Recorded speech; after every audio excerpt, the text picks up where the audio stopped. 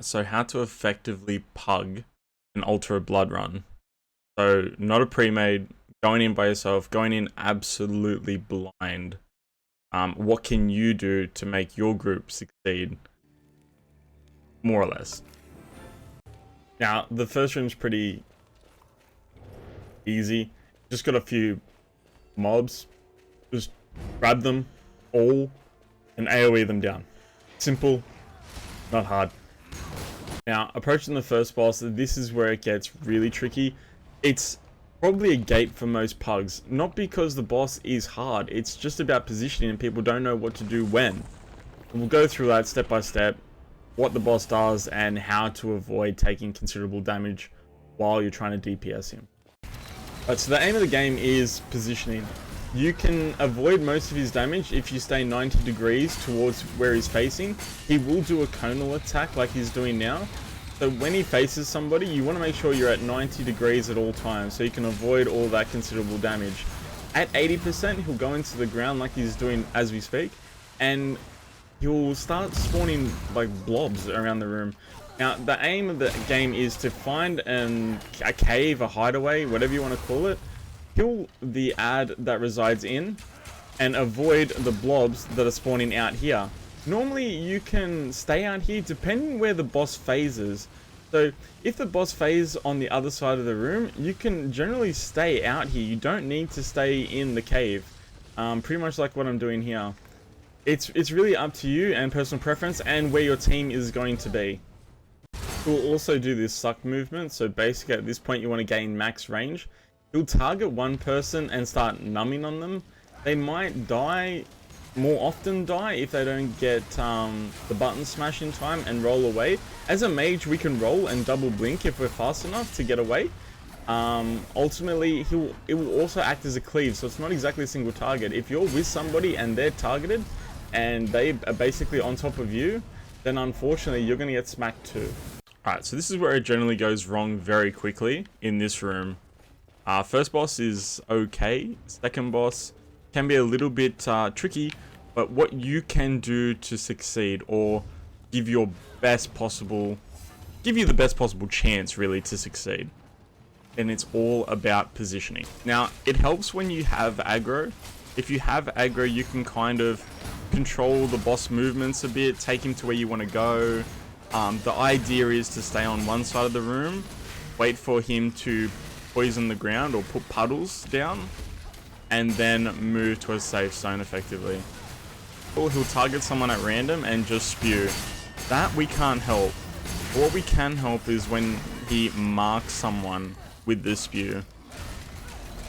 Alright, so now that I'm marked, I will go face towards the boss with my back against the wall and put the spew all around the edge of the arena instead of all around the arena like some people often do.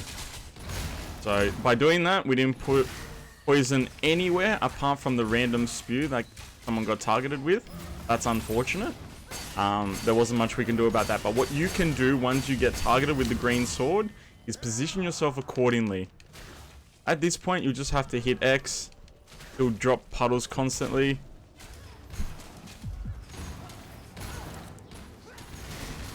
There's not much you can do. It kind of sucks. You targeted randomly. There's nothing you can do about that. But what you can do as a player, you can face the boss and put your back to the wall. So if he does focus you, you at least are putting spew correctly. So see what's happening now? This is a good example of what not to do.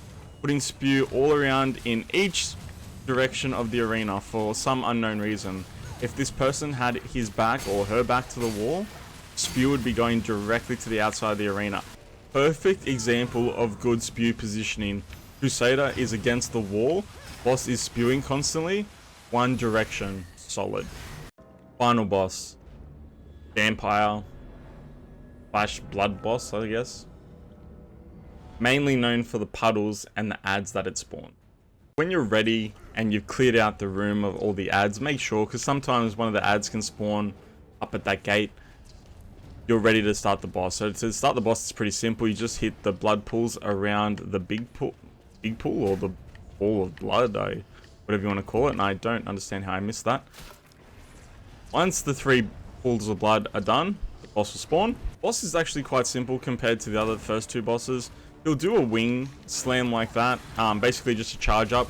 It does hit in a 180 degrees, so if you're directly side on with him as he's charging, you will not get hit.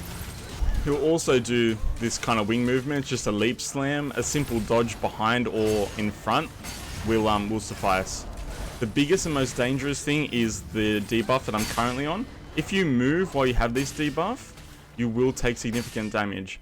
Sometimes it's kind of a necessity to move, I guess, only because if you don't, you end up dying. As a mage, you can blink, and it's not that bad. Again, more just button smashing, roll away, avoid damage. The spikes will still be up at this point. You can simply avoid. The wing slam is best to be 180 degrees or ultimately behind him. The cleave that he does will sometimes land a debuff on you, so best to avoid if possible, especially when he's in the air doing the slam. The slam with the sword kind of slash will apply a debuff, quite nasty one at that. Next one is probably the biggest and most important. He will do these kind of moves around that 60-70%. He'll drop pools of blood, which you then have to pop, I suppose, as a pimple. Just run over them. If in the event the pools are left open, like you just witnessed there up the top, it will spawn adds. The adds can be taken care of quite easily if you stack them.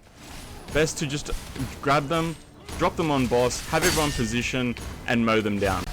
Basically the same thing, pools of blood, run around, hope to God we get everything this time.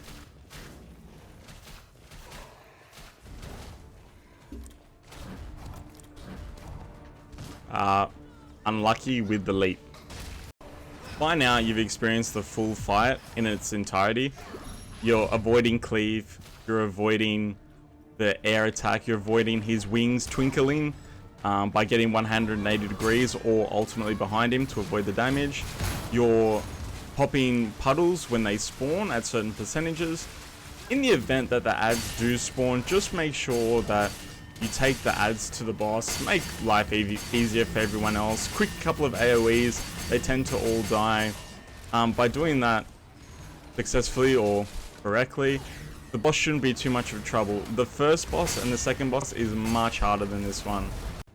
Now that that's over, pretty much in a nutshell, the first boss, when he spawns the balls, we'll go through it really quickly. When he spawns the balls around the arena, 4 balls, you can go into the enclaves around the arena. So when all the balls are firing, you can easily avoid this. You can just go into an enclave, avoid the main balls from the boss, avoid the other 3 balls, and focus each ball, right? You can do that. Same if you just want to rush boss. If you want to rush boss, same rules apply. You can take your team into an enclave, you can avoid, or ignore, not avoid, all the eyes and just hard focus boss and just rush through. You can do that as well. The other things to keep in mind when that first boss sucks you in, it's prudent to escape just in case he targets you. If he targets you and you're close in proximity, you will die. You will die. So the aim is you get sucked in, you dodge roll back, you leap forward, you blink away, whatever it takes to get away. That first boss, done. Second boss, more or less, stay with your party. Pick a corner. Huddle together. It's hard to do it when you're in a pug. I understand. But what you can do, what we said, if you get that green sword above your head, just face the boss, put your back to the wall, I should say.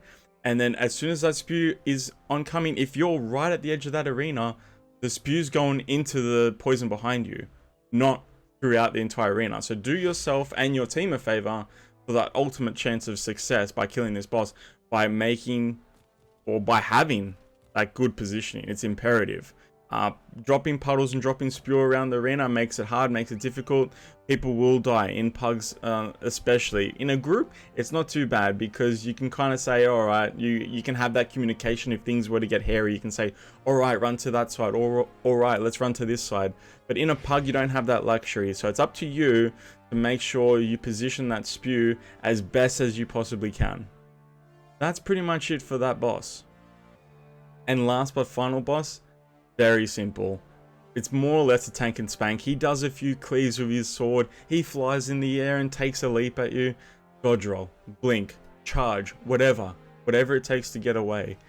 He doesn't do ultimately that much damage. The biggest issues that people face, and myself included, is when you get that debuff and the spikes are coming up at you and you can't move because you take damage, and he sucks you in and he does the wing flicker and all the rest of that stuff. The aim is, as soon as the spikes come up, just press Y, just do a quick hop away.